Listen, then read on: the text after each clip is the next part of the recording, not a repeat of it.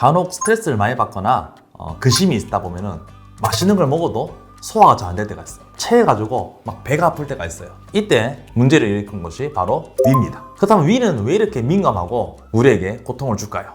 위는 사실 횡격막 밑에 식도에서 연결되는 부위 위치에 있고요. J자 모양으로 이렇게 있습니다. 약 2에서 4리터 정도의 음식물을 포함할 수 있고요. 여기서 음식물들을 잘게 분해를 한 후에 이제 십이지장 쪽으로 보내는 역할을 하게 되겠습니다. 위는 이렇게 J자 모양으로 생겼는데 식도에서 이제 위로 넘어오는 부위를 들문이라고 합니다. 음식물이 들어오는 부위라는 거죠. 그 다음에 이 몸통 부위가 아주 커요.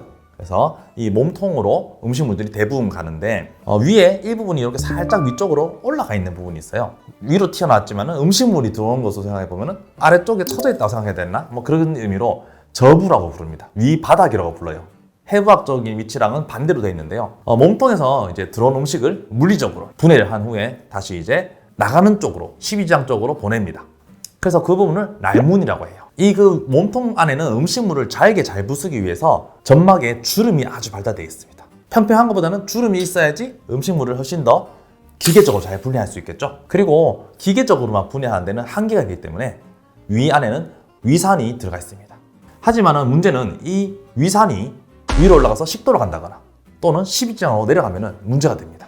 그렇기 때문에 위아래로는 위산이 역류하지 않기 위해서 관략근이 잘 발달되어 있습니다. 아마 오이디푸스 컴플렉스라고 다들 들어보셨을 건데요.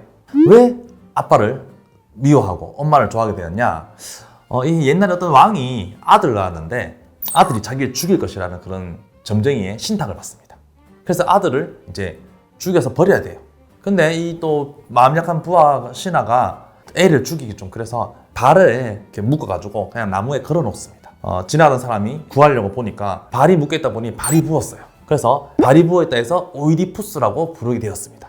이 아이가 이제 자라가지고 길에서 시비가 붙어요. 그게 바로 자기의 아버지입니다. 아버지를 모르고 시비 붙어서 싸우다가 아버지를 죽여버리는 거예요. 그 후에 이제 이 친구가 이 나라의 괴물을 만납니다. 그 괴물이 바로 스핑크스예요. 스핑크스는 문제를 내고 그 문제를 맞추지 못하면 목을 졸라 죽입니다. 자, 근데 오이디푸스는 이때 스핑크스가 내는 문제를 맞춰요. 이것을 맞춰가지고 스핑크스를 물리칩니다. 그래서 이 나라의 괴물을 물리쳤기 때문에 왕이 돼버려요. 그래서 왕비인 엄마랑 결혼을 하게 되는 막장 비극이 탄생. 어쨌거나 이 스핑크스의 이름을 따서 우리가 관략근을 스핑터라고 부르게 됩니다.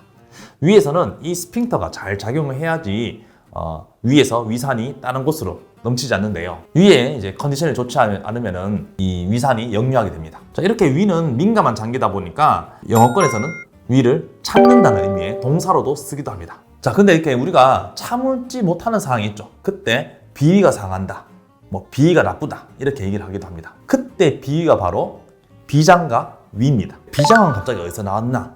비장은 사실 면역작용을 하는 장기입니다. 근데 위치가 바로 위 뒤에 이렇게 숨어 있어요.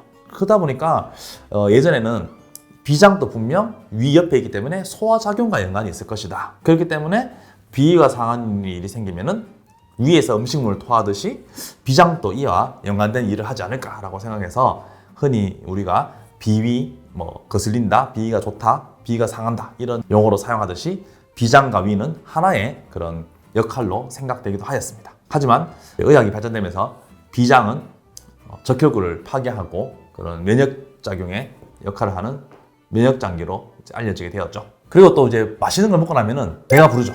그러고 나면 어떤 현상이 생기나요?